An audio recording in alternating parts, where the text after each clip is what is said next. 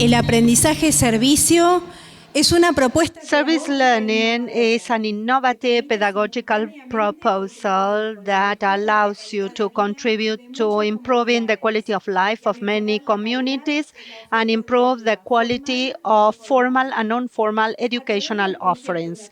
Through service learning projects, children, adolescents, and young people can apply what they learn in the classrooms in the community to serve the community's needs. Service activities in real context allow participants to learn new knowledge and to develop skills for life, work, and citizenship participation. In this panel, we will have Mariana da Silva from the Capitán Juan de Zeballos Kindergarten School from Valle Hermoso in the province of Córdoba.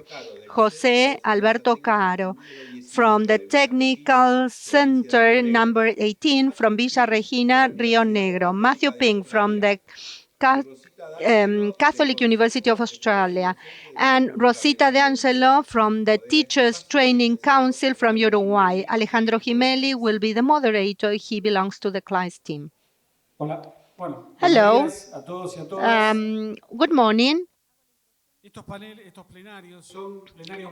We have quite a number of plenary sessions, and these are very important for us in CLAYSS because they are the cornerstone of our service learning work, because we try to share academic presentations, reflection outcomes, but also the experiences that prove everyone here that what we preach can be taken into action and can become a reality. No one is too small or too poor or too young, and all of us as educators have the possibility of doing quality service learning projects. So this is what we are going to show you now. I'm going to introduce the three speakers. They will tell you about their projects. They will have more or less 8 minutes each. Then we will have a Q&A session with one question for each panelist about the characteristics or some highlights of their experiences.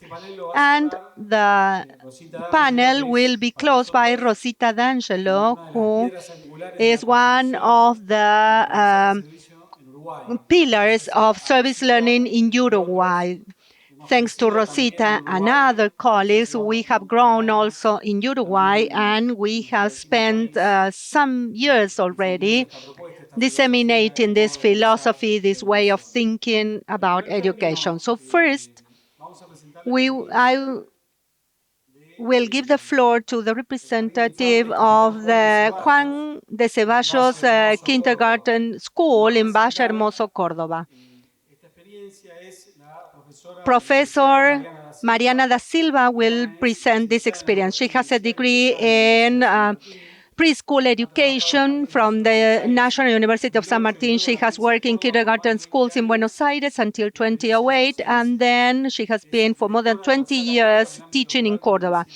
She was the principal of a rural school for 7 years, and also of other kindergarten schools in the Valle de Punilla, a beautiful area of the country. And since 2022, she has been working at this school in Valle Hermoso. She has also worked as a trainer of teachers in higher education and a tutor of the higher level specialization in educational management. And she has had also different postgraduate degrees. So I will let you know when you have 5 minutes left, 2 minutes left, and then we will start doing some other kind of nasty things to you.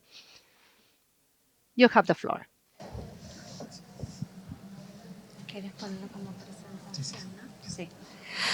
Bueno, buen día. Good morning. It's a pleasure to share this with you. I'd like to thank CLAYSS for the invitation. The truth is that this minute should not be counted in my time. I'd like to share with you our project in the Punilla Hills. My friend, the little tree, that is the name. It sounds like a little name, everything, little tree, sometimes when we speak about gardens to kids. But actually, it's a high impact project in the lives of students and in the life of the community. I'm going to give you some context because, as in every project, this is based on some real issues, some situations that we experience. In this case, our garden in the hills, at the foot of the hills, there every year we have some problems, as you can see, related to wildfires, the invasion of exotic species, the loss of native species. And you may think, well, but what about kids and these huge concepts and complex problems with so many causes? How do we deal with that? The thing is that we live that in our communities. We live it when the fires are so close to the houses, when people are evacuated, when our landscape moves from green to black. We breathe the smoke. When the wind moves it around with the ashes, we hear the firefighters' sounds and we see the red lights of the fire trucks at the top of the hills. So the children experience these environmental problems, and we hope we can deal with that. Let me tell you briefly, in a nutshell, the purpose of the project. I try to include a lot of images for you to feel through the visual images the importance of what the children have been doing and learning. The main purpose is to plant native species at the forestry, at the greenhouse we built in the garden, in the kindergarten, and then to distribute that among the families mainly. But we also act in the public spaces.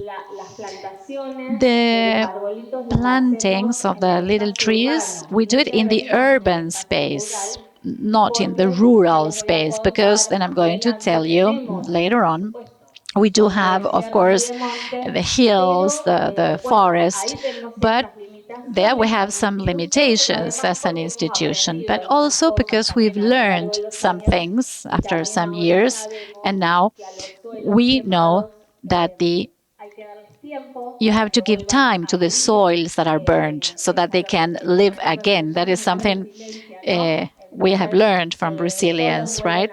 So they go back to life from deep underground, and then those trees start growing again. Because there are other institutions and organizations in charge of that. So what we do is we go with our little trees that are native species to the backyards of the families. And that is where the students and their families take care of them and they grow. On the other hand, here I'm showing some pictures, and this is the leading role of the students, because one of the things that our project highlights is this, that the kids start at when they are 3 years old in kindergarten, then when they are 4, and then when they are 5 in preschool. It's an annual project, an institutional project, but it's as you can see in the pictures,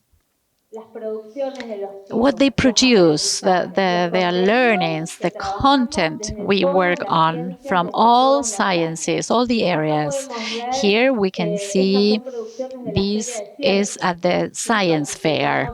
We participated with our project in all the fair sciences, showing not only the content that was learned, but also, and here I have more things that I like to share, how the families have participated also in this project. There are spaces where the planting, the workshop is done by each family with their student. The greenhouse was done with the families as well. the nursery. And this is interesting because we've come out of the classroom and we've gone to other spaces to observe, to walk, to visit, to learn, to look, listen to others that have other skills and knowledge. We've come out of the classroom, we've gone to the parks, we've walked the streets looking at the trees, and we've also been, and this is here in this picture, we've been in a protected area, that is our natural reserve of Vaqueria. It's managed by the National University of Córdoba. It's a protected area in the province. And there, we go there very often with the students, and throughout their kindergarten, in the 3 years of kindergarten, they visit Vaqueria, this place. They visited a lot, and that's a true field work that for us, and in the sense that we want to give to the teaching, is essential. And to conclude, this picture that you can see here is a student last year in the 5 years old. And as everybody, she was there with her tree. Algarrobo was a species. She took the tree home, and knowing that, as she heard that we were coming here, she sent me the picture a year later. She grew, and the tree has grown as well. She has given a name to it, she took care of it, she watered it, she talked to it. That's what she tells us. She plays with the tree. And this is symbolic, and this is what it represents. I had taken so many notes, so many interesting things about all the things I've heard so far, and the truth is that all that, I think, is part of this. And finally, I wanted to read a paragraph from a part of our project. This is the formal, the written part of our project. And we think this is what reflects the essence of what service learning is. Let's think of a child planting a tree. It's something that may sound insignificant, non-transcendental, compared to the big problems of the wildfires, the deforestation, erosion, contamination. However, that action is an expression of hope, an act of a person that is learning to trust that they can make a change with their hands. And for that, you don't need to be older. So kids learn to work together in solidarity to transform in a positive way the place where they live. And it's paradoxically, they become the teachers of the elders. Thank you. Bueno, una rigurosidad con el tiempo. She was great with time. All right. So now I'm going to introduce Dr. Professor José Caro, who teaches at the Technical Education Center in number 18 in Villa Regina. He's a mechanical technician. He is also a food control and safety technician. He is a high school teacher in the vocational technical course. He's also a teacher on ICTs at the higher education, and he also has a diploma on Industry 4.0 from the National Technological University from Resistencia. José, you have 8 minutes. Good morning.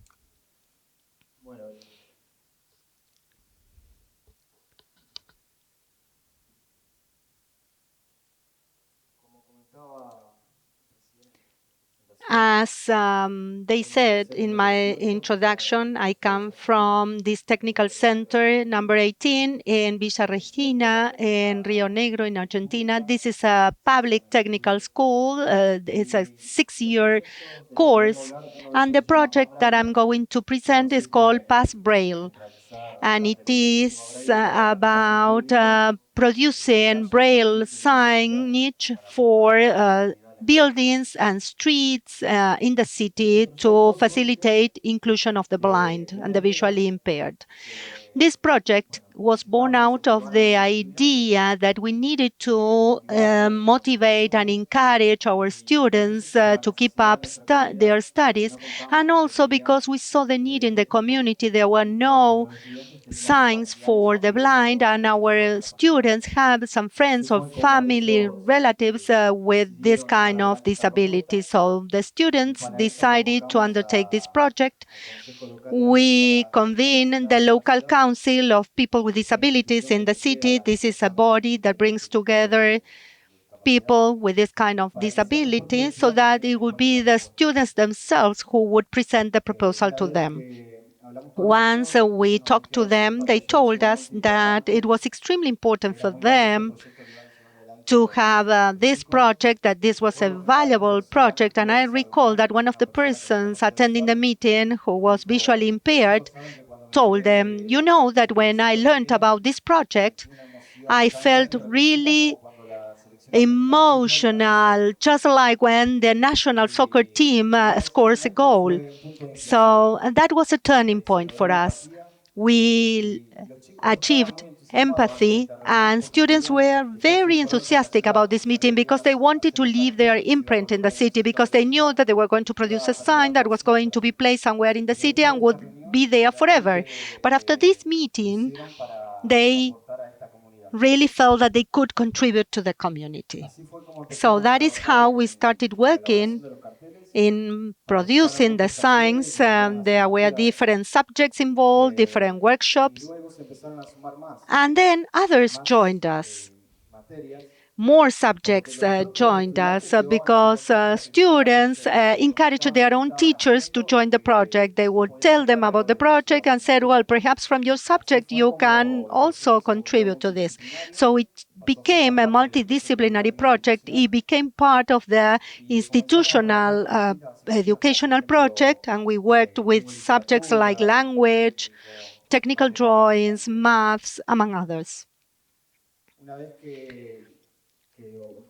Once we started getting some results, academic results, and we realized that we had to go out and put up the signs, we realized that we needed other institutions from our city. So we brought in the special school that would contribute their knowledge in the Braille system, the municipal government that had to authorize the installation of the signs and help us put them up. So all institutions were invited to come to our school so that students would be in the meeting and would be the ones leading the meeting and raising our needs. Then we started installing the signs in our city, and we realized that there was a big need there.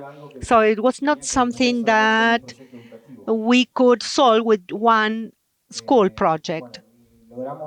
So we put up signs in the streets connecting the periphery of the city with the downtown area, and we also put those signs in different monuments and public buildings.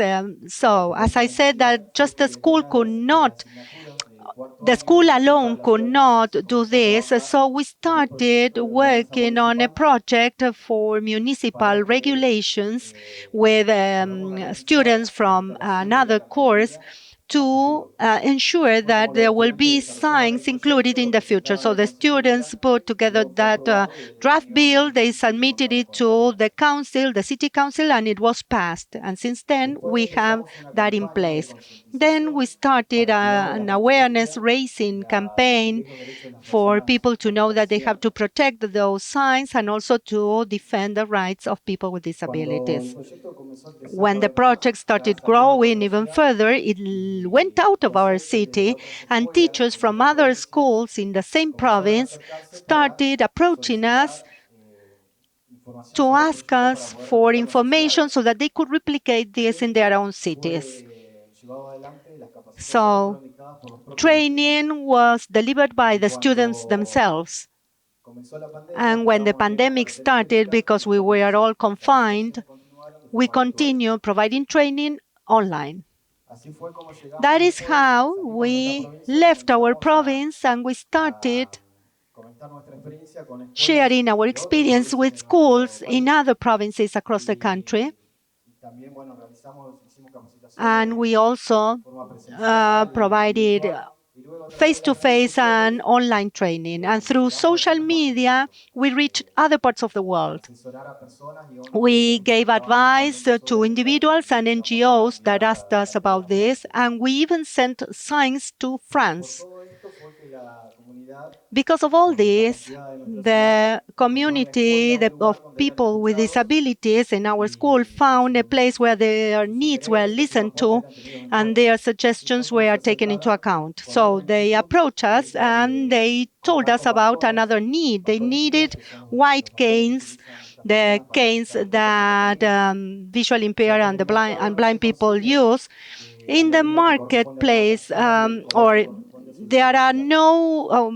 there is not a whole range of white canes commercially available depending on the height of these people. So this is another project that is called Inclusive White Cane.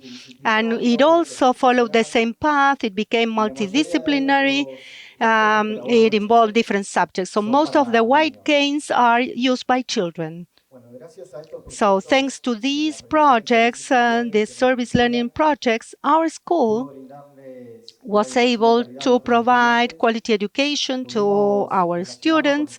We were also able to connect with other institutions in our own city and also in other places. Today, our students are recognized by the community, and that is very important for us. That's all. Thank you.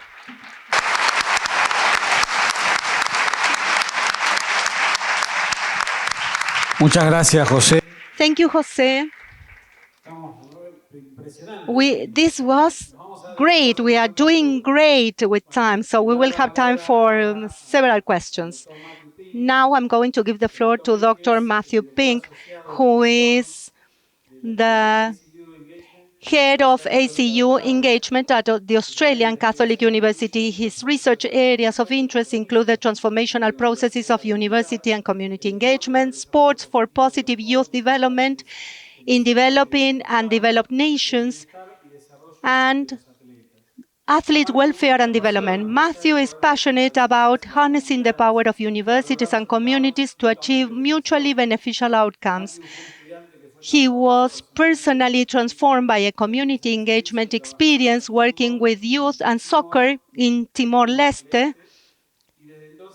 And since then, he has always made time for community engagement and service learning in his career spanning 14 years with the Australian Catholic University.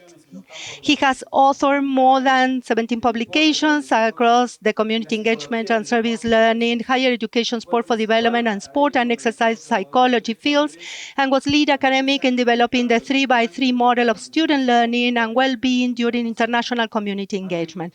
Matthew received his doctorate from ACU in 2016 and was co-academic lead in establishing the ACU and the DePaul University from Chicago Conference on community engagement and service learning.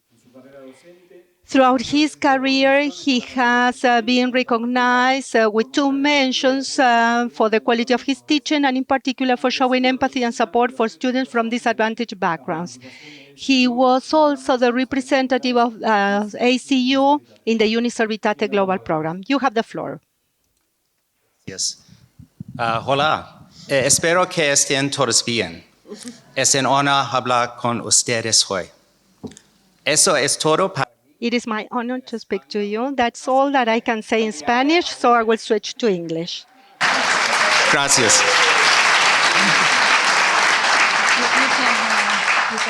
Oh, confía en mí. Gracias, Claudia. So, the first thing that I want to do at the beginning of my presentation is a brief reflection on solidarity, but also within that solidarity service learning. If we look at the definition from Caritas up there on the PowerPoint, you can see that there are some themes there that clearly relate to the definition of solidarity service learning, which I stole from Nieves Tapia, so thank you very much for that. But there are some common links between them. And essentially, it's about seeing people as a neighbour of equal worth and working with them in such a horizontal and humble way. To walk with people in solidarity, though, it requires empathy and understanding, and that is critical in so many ways. So we actually did a study on this. We completed a meta-analysis and meta-synthesis, which is the highest form of evidence you can get at the top of the evidence hierarchy. And we found some interesting results. This was with all of the available studies on empathy and service learning that met our criteria. And we discovered that there was a significant relationship between participation and student empathy as they moved through their service learning course. But I think when you can see there some of the qualitative meta themes, I'm hoping you can draw the links between the results and also our definitions of solidarity service learning, in particular recognizing the common humanity among the people we work with. And this was only discussed yesterday in the Researchers' Symposium. So what I propose from this slide is that empathy is both an outcome of service learning generally, but also a requirement for effective solidarity service learning when we consider impact with community, not on or for. So what I suggest is, and I hope this translates, that empathy is the secret source of solidarity service learning. So I just want to mention briefly that service learning and community engagement at ACU is supported by our 5 principles of community engagement. These are grounded in Catholic social thought. They are action-oriented for our students, and there is a description, both a short and a long version, that is attached to these. You can see our 5 principles up there on the board, and they have been informative for our work with community. So I want to spend some time talking to you about some impactful activities at ACU that I think meet the definition of solidarity service learning, and I want to highlight today. The first one is a service learning program from our School of Occupational Therapy, where effectively they were working with people in the community who had suffered from mental health conditions and who would access occupational therapy services.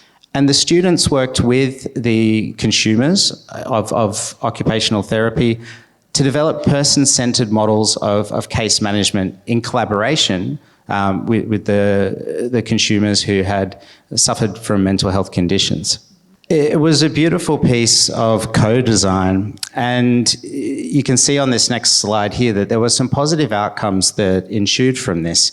You know, essentially the clients, the patients that were consumers of the occupational therapy, that they believed that it promoted valuable relationship between consumer and case manager, that it did promote their recovery and importantly their goal achievement. And I have a reference at the end of this presentation that you can read if you would like. But mutually beneficial and reciprocally, it transformed our students' understanding of mental health and how that relates to their work with patients in the future when they graduate, and also, you know, how it's going to inform their developing professional identity, because as we know, they're only at university for a short time before they are working with people, hopefully in a way that does no harm to begin with, but of course transforms people's lives through health. So a theme that I'm hoping you will see throughout this presentation is that the lived experiences of the people that we work with are so important and critical if we're thinking about solidarity service learning and working with, not on or for. I want to talk a little bit now about the Stakeholder Engaged Scholarship Unit at ACU, wonderfully led by Ms. Vivian Cinque. And I like this model of research with community organisations because the projects are suggested by our community partners via an expression of interest. From there, it is an activity in matchmaking with the appropriate academics at ACU, and it is co-partnered with community. That includes the design conducting and completion of the research project. Through this, the projects have meaning and instrumentality for our community partners, and it avoids some more of the extractive elements of traditional research that we would be familiar with. Many of us will identify with the problem that this project was trying to address.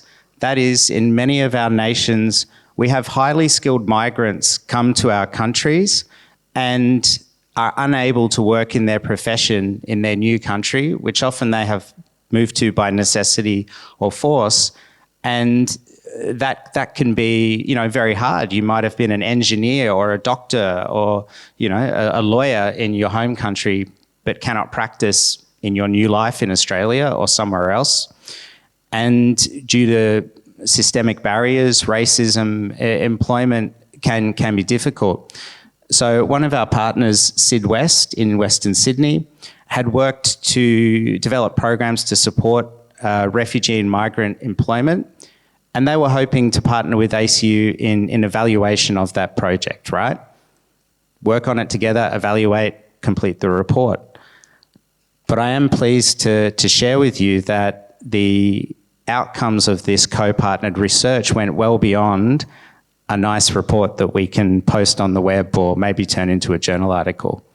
You can see up on the slide some of the outcomes in simple form there, so I won't repeat those, but I do want to impress that they weren't small things. The Employment Accelerator events were getting 250 community members to each one, and to have their worth affirmed in such a way of many community partners working together to find more appropriate employment opportunities came through this partnership, and other community partners jumped on board to involve in this as well.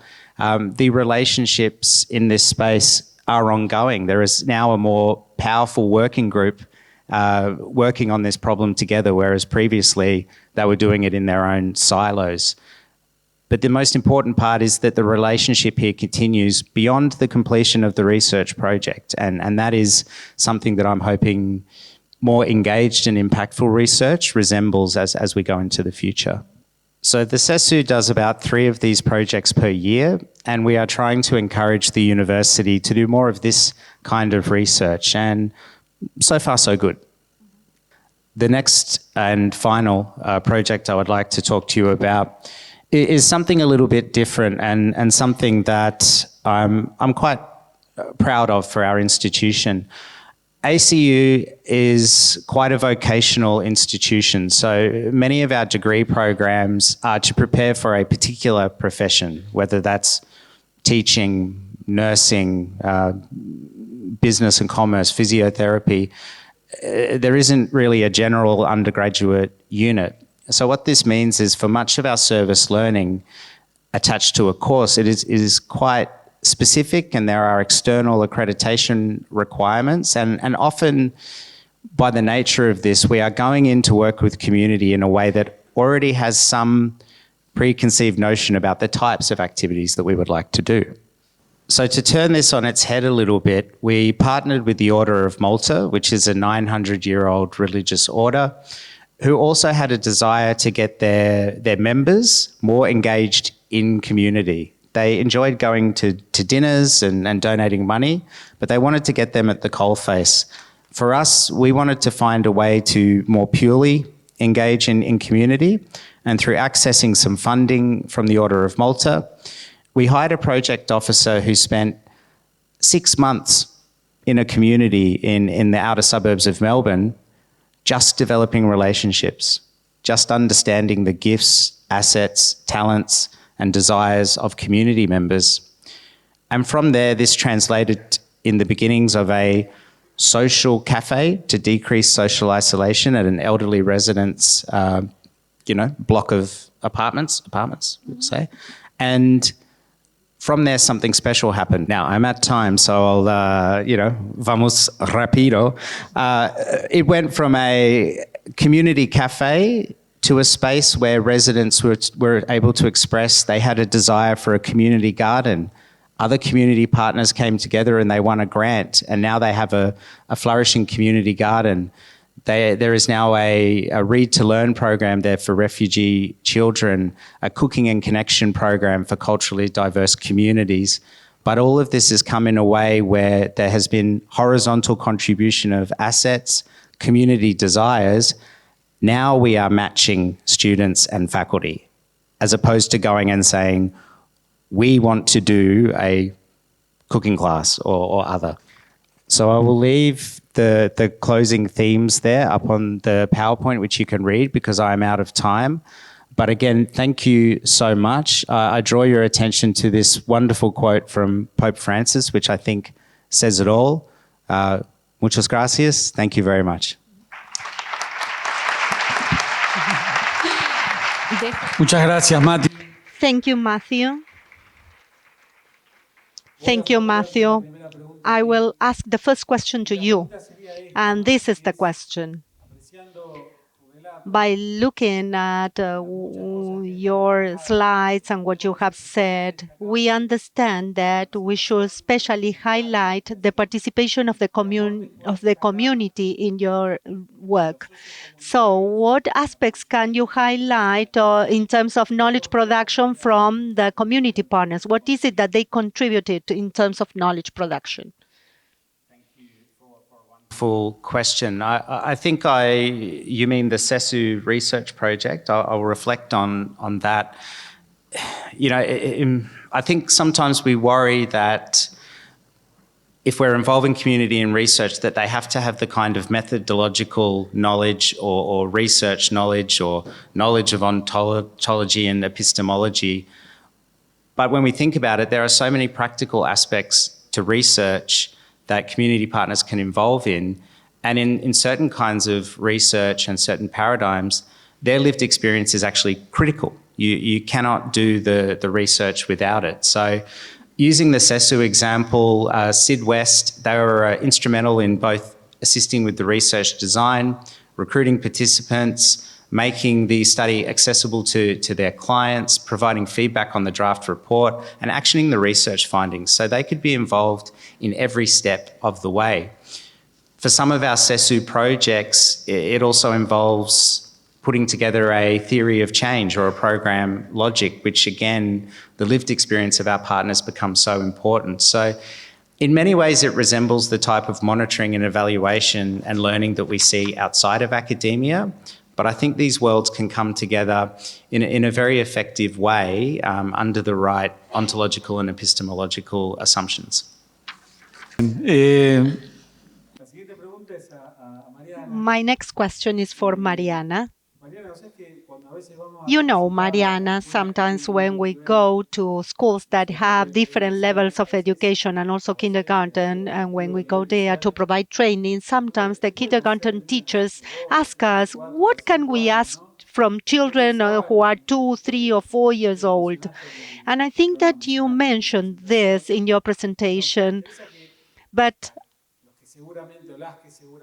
I'm sure that here there are people who are interested in what you do or people who will see the YouTube video. What would you tell those teachers or principals of kindergarten schools about the leadership role that 2, 3, 4, 5-year-olds can have?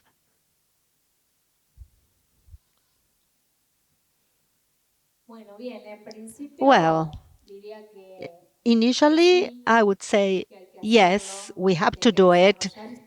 We have to carry out this kind of project. 3, 4, and 5-year-old children are citizens. They have rights. They also learn the rules, the responsibilities. So I think we need to involve them in those projects. And I think that it is an opportunity because in this kind of project, there is some level of leadership that becomes a powerful and meaningful experience for children, and it cuts across their whole body, so they are physically involved, not just in terms of their emotions or in their reasoning.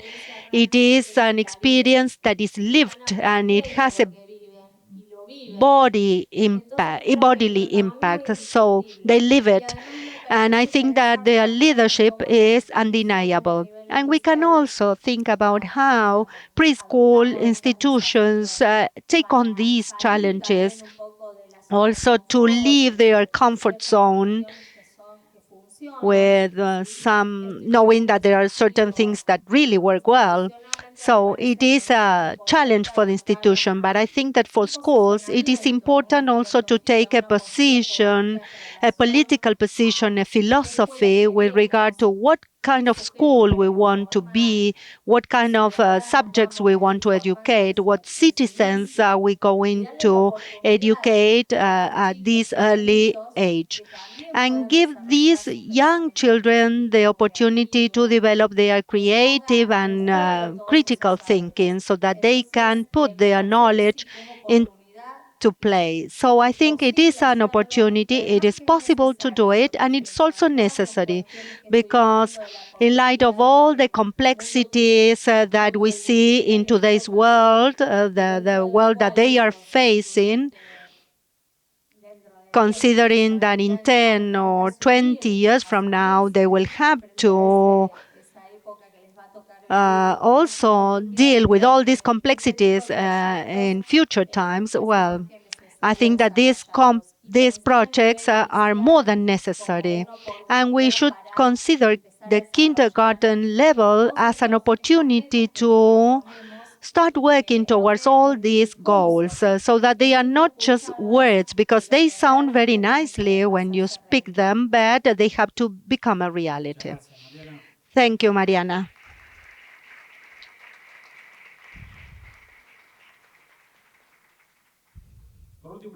Finally, a question for José, here to my left. I had the chance to speak before this panel with José and Mariana. I didn't have that opportunity with Matthew, but I had the chance to talk to them about their own projects because I wanted to find out more about this question. That is why I'm asking this question here. When you describe your project, and based on our previous conversation, we see some evolution in institutional growth of the project. I loved this image where the students were bringing the teachers. I want you to participate in this project. I want your subject to be included here in this project. I want to learn that content here. So they brought in more teachers and then organizations, and they set up a network. So the project grew and even expanded. So what would you tell to the teachers who are listening to us about institutional growth of projects, how you can also take it outside your institution? And any service learning project can be done on your own, alone. What's your opinion?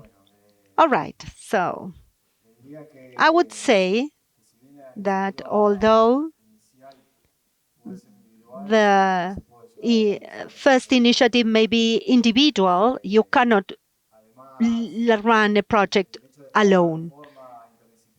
Working in an interdisciplinary manner with other institutions make it more enriching because you can have more achievements. In our school, for instance, when we started working with some subjects. But then students were bringing in some other teachers, or some teachers would also volunteer to participate. So we ended up having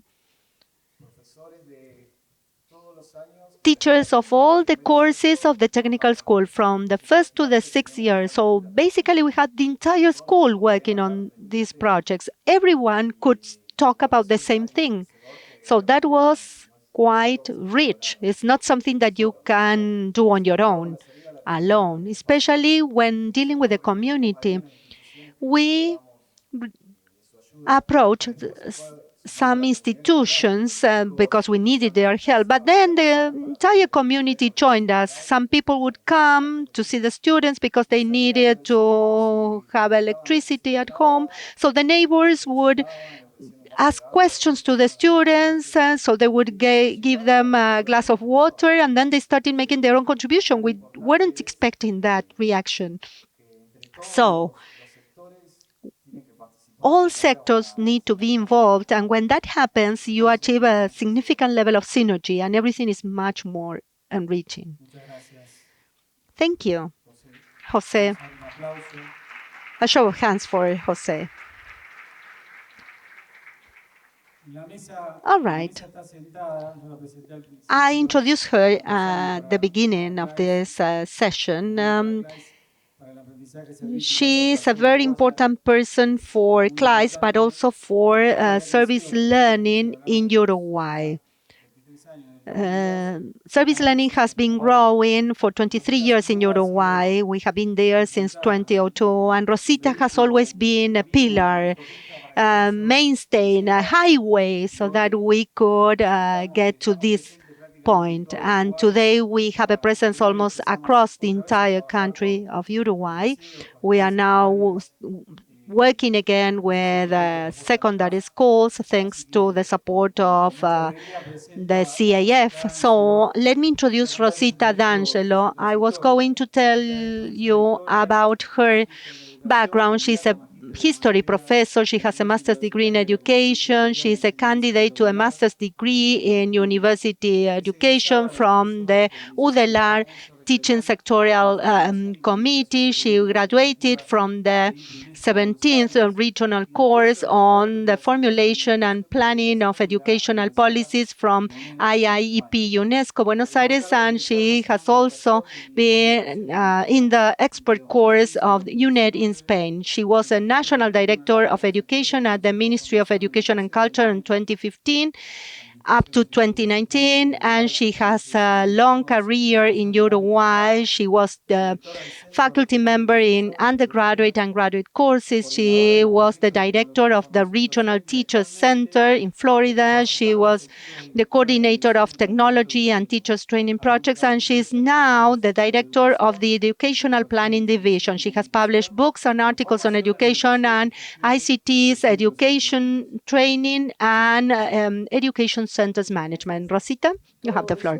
Thank you. I started doing all that at a very young age, I must say. It's not that. Well, I'll try to be brief because I have two big challenges. I have to say something interesting and I have to do it before lunch. But let me begin by highlighting something that I see as important. I've done this several times, but I want to repeat it. Let's pause for a minute to think that in cold times like these, and I'm not just talking about the weather, I have the chance of sitting next to service-oriented men and women. Today, you are sitting next to service-oriented people. Perhaps some of you were just passing by and came in for some coffee, but most of you are working and you are focused on solidarity. This is a place where we have solidarity. Let's take a minute to enjoy that because that is not something that happens every day.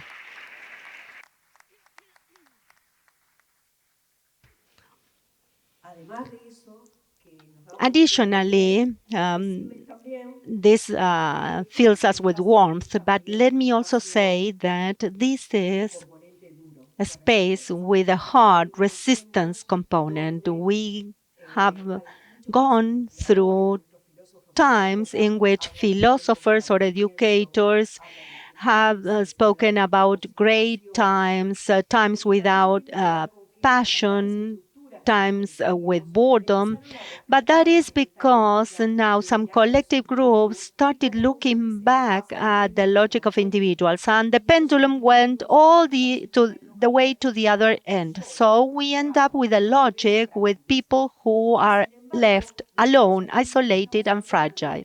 But here we are talking about leaving the classroom, going out of the classroom, going outside to meet others. So here we are talking about a form of resistance in contemporary times. We are talking about breaking out with that logic that leaves individuals on their own in order to meet others. I'm not just thinking about decide whether I work with you or with the other person. No, we are going to work with others, with other individuals. So we follow this logic that it has this common thread that is solidarity, that we use it to weave together all these different experiences. And we end up having a fabric that allows us to get together with other people who may think differently. The experiences shown here deal with central topics of the contemporary agenda: mental health, community, environment, environmental education, inclusion, the public space to include everyone, and we should have a public space to begin with. So I apologize to my colleagues because I cannot abuse of my time, so I have just to make a few remarks. But we talked about protecting the material assets that we have. Sometimes, by not looking at what all of us own, by not looking at the trees, the forest, or the land, since everybody owns that, sometimes when that is owned by everyone, well, you tend to go into a complex situation because you know that it belongs to everyone and not just to you. And then going out of the classroom, giving voice to children so that they can take the time to look at those material assets. Then the inclusion in the public space, in the streets, with wide gates that allow children to move around. And this forces us to start a dialogue. I think that this is something that we will find in all projects. What is complex requires an interdisciplinary approach, a different approach. Perhaps if you are an outsider, you may say, oh, these people are talking about solidarity, but we have subversive words here. We are talking about community, empathy, solidarity, and we acknowledge that other persons may be different. Perhaps we don't get along well, but they can speak up. Educators know this very well. We know that we have time, that we have to coexist with other cultures. We understand that the school or the educational institution is where we see a convergence of different cultures. There was a segmentation at certain points that was quite strong, but sometimes education institutions are the only place that bring together people who think differently. So this idea of coordinating with different people, the interdisciplinary component, and this dialogue with others is one way of addressing what is complex. And finally, working with the community, looking at their concerns and what they want to do. That also is a significant challenge because sometimes those of us who do research or work in educational communities or have some background in the academia, we have to go through this humility and solidarity-based exercise because I have this beautiful paper and I have to take it to a room and they are going to destroy it because nobody cares about that problem. And that is an exercise that also places us in a very important position. So, bringing back this idea of a pedagogy that allows us to build solidarity and service learning is very important. We may have the will, we may have our views, but there is a way of doing that, and we have many years invested into this. Going back to what Matthew said, sometimes small things in challenging times like these allow us to build new viewpoints or new spaces that shape a different reality. you started walking and you just spread some seeds. Some have grown into big trees, others haven't. But in the case of Uruguay, here I can meet with dear colleagues. And yesterday it was quite difficult for me to cross the river, with the weather conditions. The people, the Peñarol soccer team followers were able to cross it. We cross it. But this has to do with seeds that turn into networks to shape new realities. And I think this is a space for discussion. In the case of Uruguay, service learning are part of the public policies, this public policy discussions, because we have been working on service learning projects since 2002. 20 years is nothing for me, but perhaps because I'm of a certain age, but I think that we can truly do something. We can do things that involve public policies and people's lives on a daily basis. So that's all. Thank you. Thank you, Rosita. Let me ask you all a question. Can we do service learning? Is it possible to do service learning? Don't answer.